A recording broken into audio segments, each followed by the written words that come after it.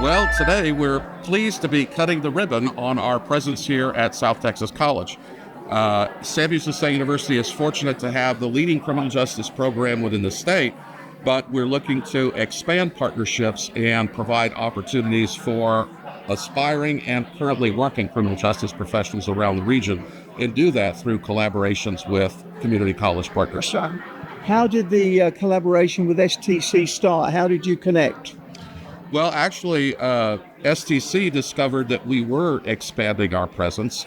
We had already established a presence here in the lower Rio Grande Valley through our Homeland Security Institute, and they were interested in developing partnerships. It began by developing memoranda of understanding to facilitate career pathways so that we can ensure that students get credit. But ultimately, STC decided that they would like to have us establish a physical presence here so that we can facilitate a smoother transition from their students into a four-year institution. So as you said today, Sam Houston is the #1 university, higher ed institution in Texas for criminal justice.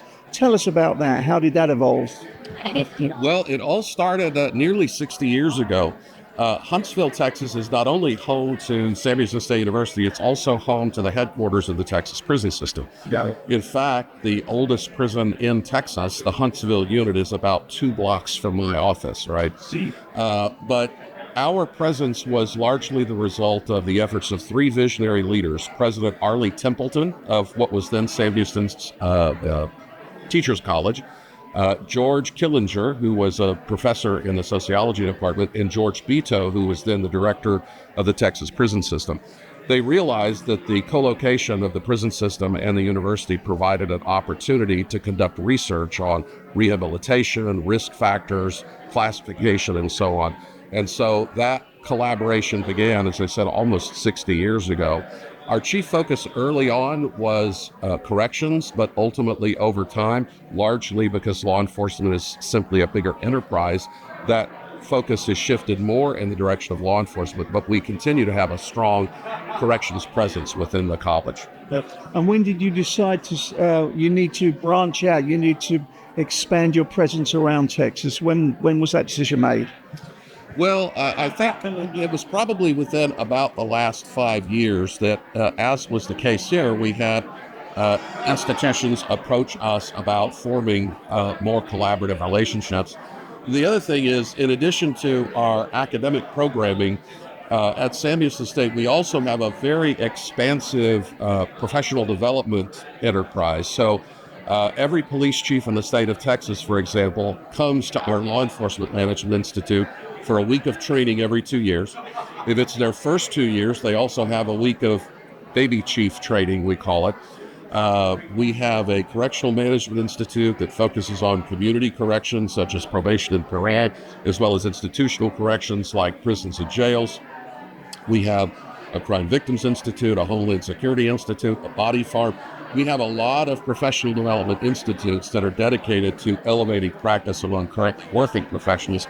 And that keeps us very well connected with the field. So it's not a big surprise then that they come to us and ask us to establish a presence in their local community. So let's say there's a student in high school down here, wants to get into the criminal justice field, and they say, oh, I'm going to start at STC. When and how do they interact with you, with your university? What's the career pathway or the education pathway for them? Well, we're doing what we can to make that a pretty easy and obvious pathway, right? So that student that you described may attend one of the local high schools here in McAllen and then transition into STC. It should be a seamless process. In fact, many of the students may be earning dual credit while they're in high school. So the handoff from high school to STC is fairly straightforward. And then while they're here, we're here. And so we will facilitate that transition seamlessly to Sam Houston State. Just this morning, as we were setting up, for example, there was a student who approached us in the lobby and is interested in facilitating that pathway and that transition to Sam Houston State. We love it when students decide, as recent graduates of high school, that they want to move to Huntsville, Texas, and live in our dorms. We have our own criminal justice learning community in one of the dorms, San Jacinto Hall, that's located directly across the street from my building. But we know that's not an option for everyone. We know that some students, for a variety of reasons, are here and won't leave here. And that's okay, because we're here now too. And we're happy to facilitate that. We strongly encourage students to complete whatever courses they can at their local community colleges, because they get solid education close to home. They don't incur the costs of having to move. And many students then complete that work and move to Huntsville. But for those who still can't or don't want to, we provide this other opportunity, both in the form of face-to-face courses that we deliver here and in our online courses. I think that last point you made there is very important for our community, because we hear so many times of families that they're not even sure they want their students to go to San Antonio or Austin for their education, and you prefer the local university. And Huntsville is that much further away again. Well, and we also know that there are people who worry about sending their kids to Huntsville, where there are a lot of prisons, right? We remind parents that whenever someone is released from prison, the first thing they want to do is get out of Huntsville. So it's actually pretty safe. It also has the highest proportion of correctional officers anywhere in the world. And at our Law Enforcement Management Institute, there's usually about 100 police officers who are present with training. So it is very safe, but there are barriers, financial and other barriers. Some students can't leave because they're caring for elderly parents or grandparents. There are other constraints that may keep them here. And as is true of TSC, we want to meet those students where they are. And if that's right here, then that's where we are.